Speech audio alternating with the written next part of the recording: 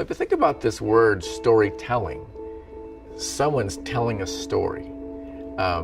And you assume everyone's listening, like, here, gather around, children, listen to me. If leaders take that stance, they're not going to succeed, because people aren't obedient children. They're not going to listen to the teacher. They're busy with their work. They're busy with their life.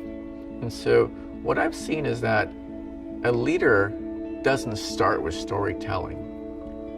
They start with story listening. That leader has to have a command of the past of the organization, because leaders bridge the past and the future and the present.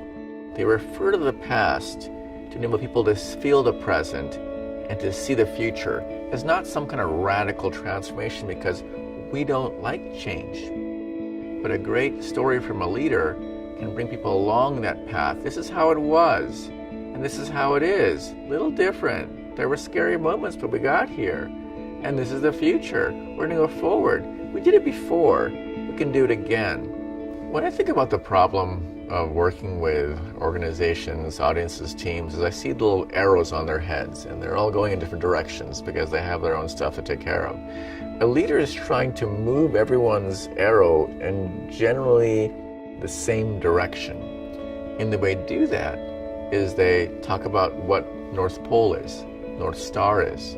What is a story that gets everyone's arrow to point in the same direction? You know, when you hear the word design, you'll hear the word empathy used, like within a few words of its radius. It's about how it makes you feel, not how it makes me, the designer, feel. How do you feel matters more. I will only know how you feel if I've listened to you.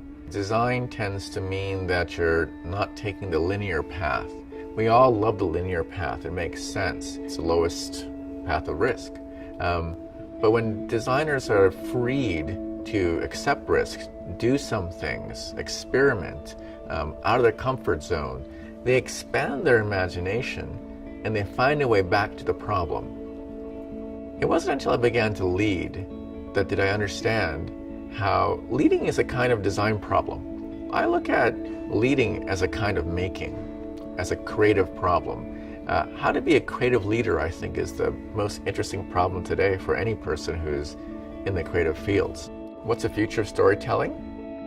I think it has a lot more to do with listening than telling. I think leaders discover so often how they can get stuck in their own story and tell a great story, but there's no one listening. They may be in the room, but no one can hear them. The only way they're going to hear them is for the leader to listen to them first. Story listening has to come before leaders' storytelling.